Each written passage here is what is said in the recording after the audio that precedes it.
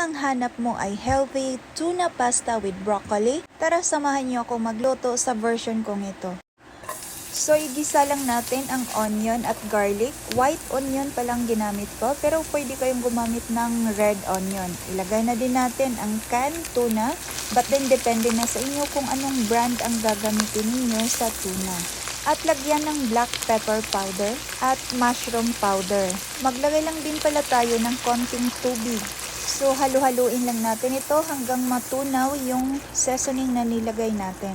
At pwede na nating ilagay ang grated broccoli or chopped broccoli. At wag na nating patagalin, ilagay na natin yung cooked na pasta.